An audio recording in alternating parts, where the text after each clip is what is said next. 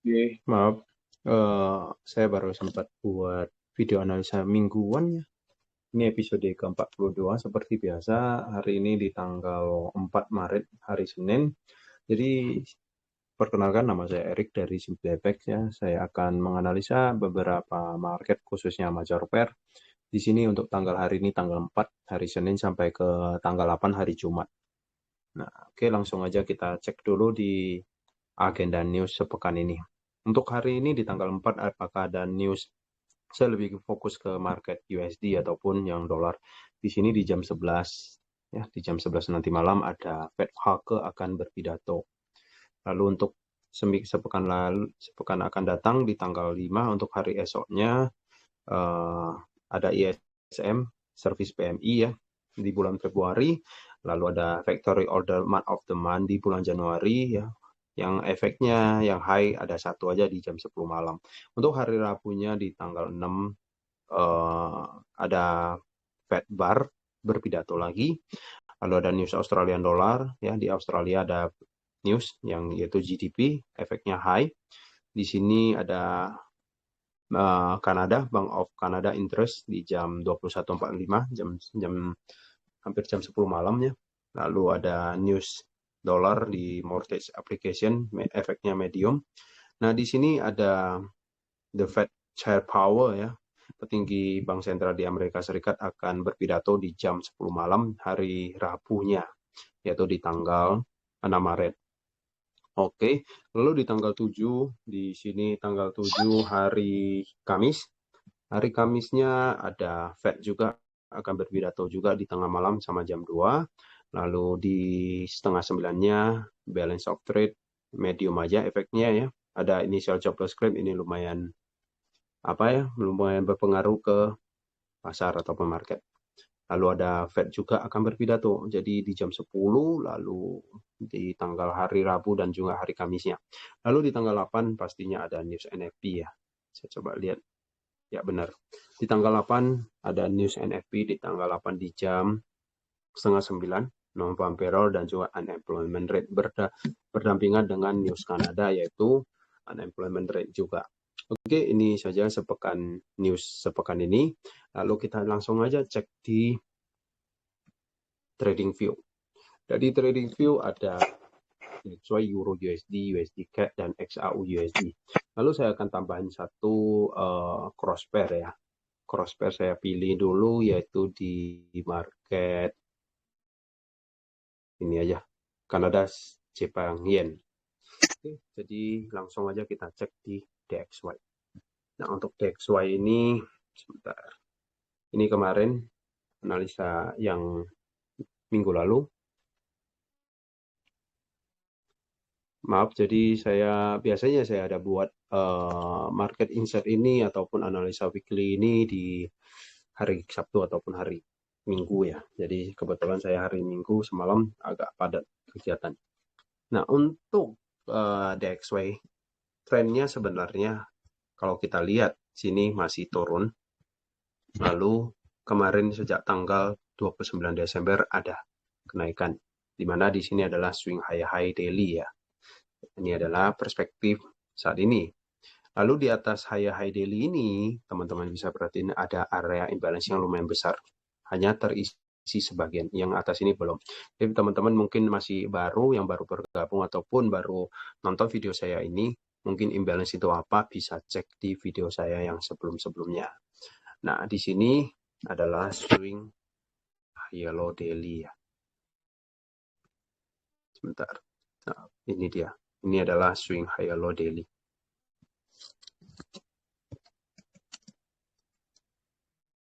Nah, kalau saya lihat di sini masih tren kenaikan, di mana kemarin dari sejak tanggal 20-an Februari sampai ke awal Maret, tanggal 1, hari ini tanggal 4, pergerakan market DXY ini masih sideways di time frame kecilnya. Karena nanti 2 hari lagi, hari Rabu dan juga Kamis dan juga hari Jumat ada news NFT, kemungkinan market dolar ini akan sideways. Jadi artinya pelaku pasar lagi menunggu kebijakan Bank Sentral The Fed Powell berpidato dan juga data-data yang rilis nantinya di NFT. Nah, bisa saja market ini sideways ataupun turun koreksi lebih dalam sebelum ada kenaikan. Jadi trennya sebenarnya masih bullish untuk DXY. Lalu saya pindah ke time frame H4. Kenapa teman-teman mungkin ada pertanyaan, kenapa saya selalu melihat di DXY? Karena DXY ini sebagai barometer kalau untuk trade di market major pair yang khususnya ada USD. Ini adalah zona demand. Ini adalah zona demand. Di atas sana yang itu harga tertinggi di 14 ataupun 105. Saat ini harga lagi di pertengahan, ya, lagi di pertengahan. Kemungkinan bisa saja mau turun koreksi fill imbalance sebelum ada kenaikan. Ini untuk perspektif di H4. Oke, jadi kalau teman-teman ada yang mau request pair apa ataupun pertanyaan tentang seputar trading, boleh isi di kolom komentar. Jadi kemarin saya ada perhatiin ada beberapa komentar saya belum sempat menjawab. Ini karena kebetulan saya buat konten ini di tablet. Nanti saya ada waktu saya akan buat langsung di lari laptop, langsung saya akan menjawab pertanyaan teman-teman yang kemarin komen. Ya, ini untuk DXY, lalu pindah ke market berikutnya yaitu di Euro USD.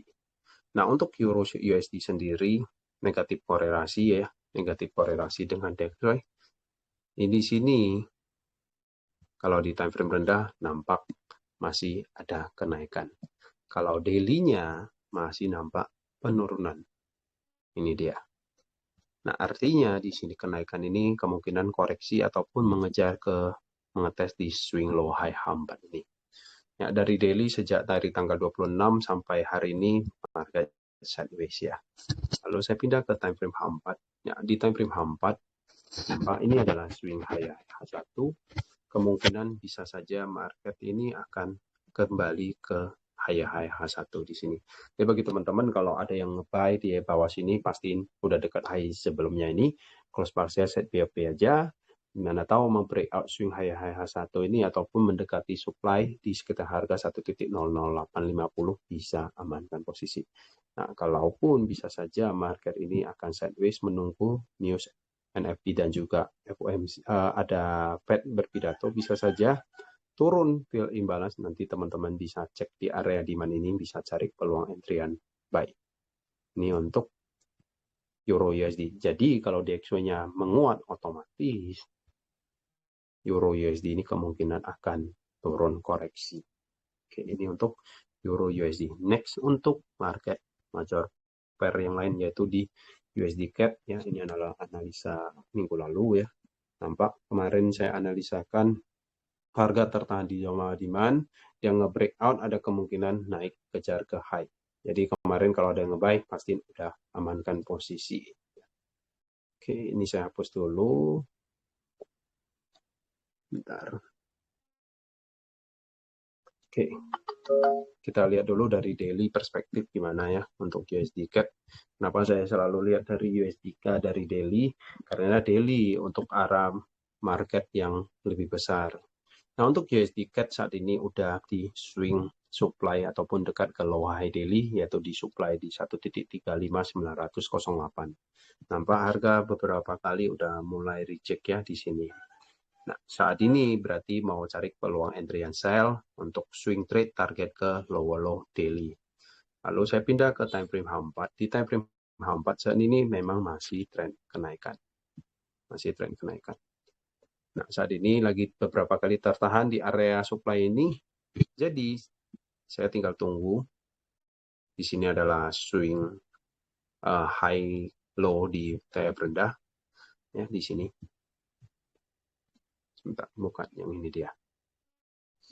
Nah, bisa saja harga turun koreksi ke sini. Di sini ada zona demand. Nanti teman-teman bisa cari peluang entry and buy ke atas high ini. Berhubung udah supply-nya daily, jadi ambil target intraday buy pendek aja. Ataupun mana tahu harga nge-breakout, membentuk swing low yang baru, lower low baru, low ini lebih rendah dari low sebelumnya ini, ataupun higher low, tunggu retest, ataupun pullback, bisa jadi posisi swing trade. Di posisi short, dengan target pertama yaitu di low terbentuknya nanti di mana Contohnya di sini, oke, ini sebagai TP, target swing yaitu di lower long daily. Kurang lebih seperti ini. Jadi seperti biasa, USD CAD ini negatif korelasi dengan WT oil ya, ataupun US oil. Oke, sebentar. Lalu saya pindah ke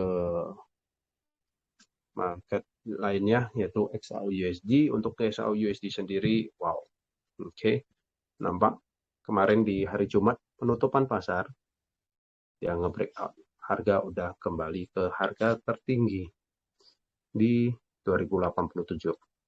Saat ini ada membuat imbalance yang lumayan besar, jadi kalau DXY-nya nanti melemah, otomatis call ini bisa saja akan melanjutkan kenaikannya. Tapi kalau negatif korelasi ya dengan DXY tadi kalau naik ya, kembali ada kenaikan, kembali naik ke high daily, otomatis XAU-USD ini akan turun koreksi. Teman-teman bisa markingkan beberapa zona demand, nanti di area situ bisa cari peluang intraday trade buy dengan target kurang lebih ke 2080-an. Ya, ini untuk XAU USD. Lalu saya pindah ke CAD JPY ya. Ya, ini dia. Ini adalah swing high yang sebelumnya. Saat ini belum terbreakout. Jadi kalau kemungkinan ada terbreakout, bisa saja akan kembali naik ke all time high-nya yaitu di 2147. Nah, kalau tidak mampu nge-breakout swing high yang ini di 2084 ataupun 83, maka akan potensi turun fill imbalance daily yang kemarin. Itu dia. Untuk XAU USD. Jadi bagi teman-teman kalau mau ada yang nge-buy kemarin, pasti udah amankan posisi. Jadi kalau mau nge-sell, scalpingan counter trend, koreksi sell juga oke, tinggal pindah ke time frame rendah. Oke, lalu saya pindah ke Kanada Jepang Yen. Untuk Kanada Jepang Yen trennya masih bullish. Trennya masih bullish. Lalu di sini udah terbreakout sedikit ya. Ini high sebelumnya udah terbreakout, di mana membentuk swing high daily. Lalu harga udah turun ya, di sini turun fill imbalance. Lalu tertahan di zona hidden base-nya demand di bawah sini. Lalu harga reject. Kemungkinan bisa saja akan kembali naik ke atas ini. Jadi sekarang tinggal cari peluang entryan buy. Untuk di time frame H4 ya, di time frame H4 sendiri di lower time frame sebenarnya udah terbreakout ya, di sini terbreakout. Di bawah sini ada zonanya demand. Zona demand-nya di type rendah. Jadi sekarang tinggal tunggu, mana tahu turun koreksi agak dalam ya, bisa cari peluang entryan buy. Dengan target yaitu pastinya ke high daily juga oke. Ini adalah swing trade ya, ini adalah high daily. Lebih seperti ini. Nah, jadi kalau kondisinya seperti ini, biasanya saya set alert aja di area sini. Jadi teman-teman mungkin baru tahu ini adalah platformnya TradingView. Jadi di TradingView ada membantu kita sebagai fitur set alert, kurang lebih seperti ini. Artinya jika kalau harga ini kembali menyentuh ataupun melewati harga di yang tadi saya markingkan kurang lebih di 110.500-an, di situ nanti ada notifikasi di HP ataupun di laptop ataupun settingan di mana gitu. Ini adalah high yang terbentuk. Nah, nanti di situ nge-buy targetnya yaitu pertama di 110.950 mampu nge-breakout swing high ini, maka ada potensi ngejar ke atas sini. Oke, itu saja untuk analisa weekly untuk sepekan ini, yaitu episode terbaru di tanggal 4 Maret yang saya buat. Maaf saya agak molor buatin konten video kali ini. Jadi kalau teman-teman ada pertanyaan ataupun request pair yang lain ataupun mau bahas yang lain, boleh tulis di kolom komentar. Oke, terima kasih teman-teman sudah menonton video saya ini. Semoga bermanfaat.